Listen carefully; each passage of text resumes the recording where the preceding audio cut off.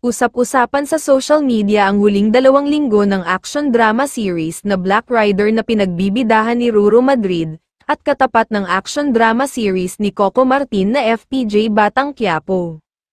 Umere ang nabanggit na serye noong November 2023, at nakatakdang magtapos sa July 26. Sa panahong iyon ay pumasok na rin sa serye ang iba't ibang social media personalities at panghuli nga, pati South Korean star.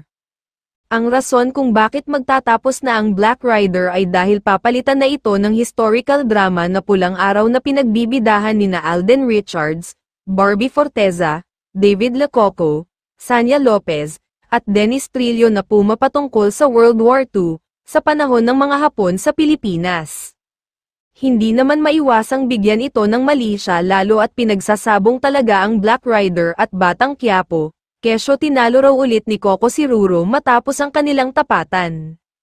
Matatandaang nagkatapatan na noon ang kanilang mga palabas, sa pagitan ng Lolong at FPJ ang probinsyano.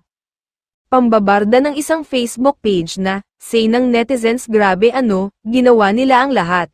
Pero ulats talaga, may pa-Viva Max sila, nag-alaki drama pa, pero flop pa rin ang Black Rider, isang beses palang nanalo ang BR versus FPJ Batang Quiapo. Ngunit pagtatanggol naman ng Black Rider supporters, hindi na kailangan pang patagalin ang istorya ng Black Rider hindi raw kagaya ng ginagawa sa serye ni Coco na tumatagal ng taon, anila, nakakasawa naman daw kung patatagalin pa ang serye hindi kagaya sa GMA na madaling natatapos ang isang palabas, samantala, wala pang tugon, reaksyon, o pahayag ang kampo ng Black Rider patungkol dito.